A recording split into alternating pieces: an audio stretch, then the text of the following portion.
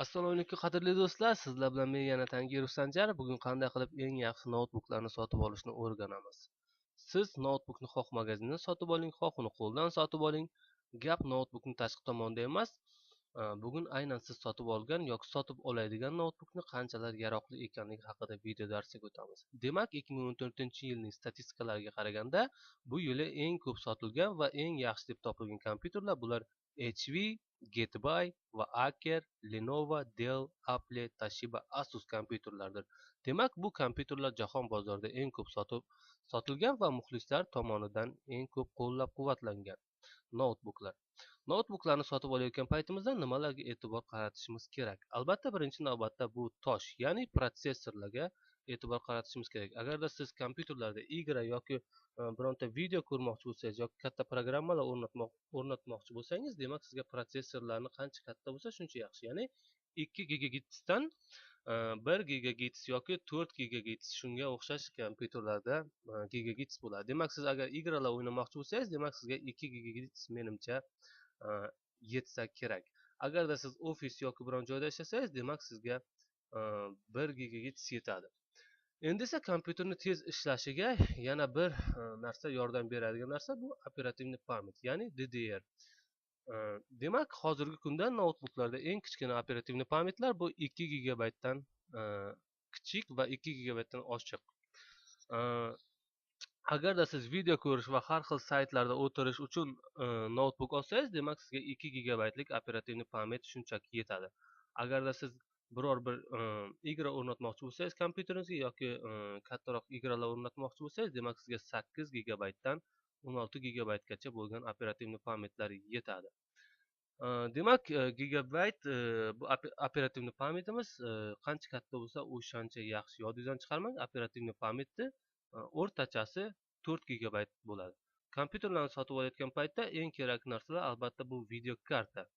Agarda video kartangiz bo'lmasa, kompyuteringiz shunchaki yo'q deb hisoblashingiz mumkin. Chunki ko'pgina kerakli ishlar video kartalar orqali bajariladi. Bizga kerakli igralarni o'ynash uchun albatta video kartalar kerak. Video kartalar hozirgi kunda 256 megabaytdan tortib, undan kattasigacha bo'lishi mumkin. Ya'ni 1 gigabayt va undan oshiq va hokazo.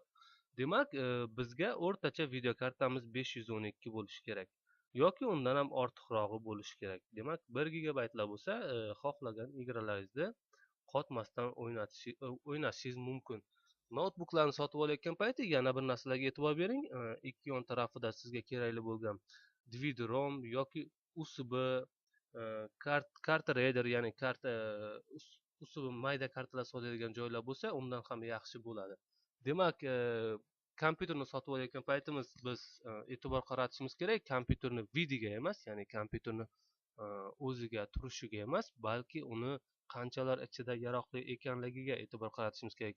Endi esa yana bir narsa, hozirgi kunda kompyuterlarni sotib olayotgan paytimiz albatta bizga ko'proq joy kerak bo'ladi.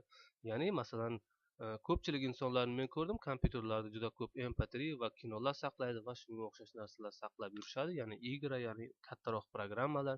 Demak, bizga kerak bo'ladigan narsa bu albatta juda katta жесткий disk, ya'ni qattiq diskimizni pamyati katta bo'lishi kerak. Hozirgi kunda norma deb hisoblanayotgan bu жесткий disklar 500 gigabaytdan to 1 terabaytgacha. Demak, hozirgi noutbuklar eng kichiklari 250 chiqayotgan bo'lsa kerak.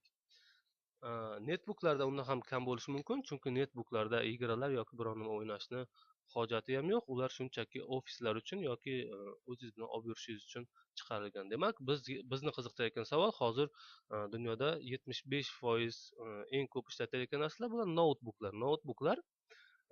Noutbuklarni eng yaxshilarini sizlarga sanab o'tdim. Demak, o'zimni ishlatadigan noutbukim bu Acer. Demak, Acer kompyuterni men 2010-yildan beri ishlataman. Mana 4 yil bo'libdi. 2 marta almashtirdim, ya'ni 2 yil o'tgandan keyin sotib, yana Acer kompyuterni olgandim. Juda ham zo'r, juda ham yaxshi ishlaydi. Kompyuterlarni olayotgan paytingiz adashmang, eng yaxshi kompyuterlar bular Asus, HP va Acer. Toshiba kompyuteri ham hozirgi kunda juda yaxshi. Juda ko'p yomon gaplar eshitgan noutbuklarim bu men eshitganlarim Lenovo bo'ldi va Getby. Bu kompyuterlar to'g'ri juda ko'p sotilgan, lekin menimcha unchalik yaroqligi yo'q. Chunki kompyuterlarda qanaqadir kamchiliklar bor. Demak, kompyuterlarni sotib olayotgan payt uni chiroyliligiga emas, balki uning sifatiga ko'proq e'tiborni qarating. Va oxirgi maslahatim, hech qachon arzon narsalarni sotib olmang, chunki xalqimizda arzonni noni tatimas degan maqolni unutmang. Sizlar bilan Tangirov Sanjar bo'ldi. Bugun qanday qilib yaxshi noutbuklarni sotib olishni video darsini o'tdik. Keyingi video uroklarda uchrashguncha esa xayr, sog' bo'ling.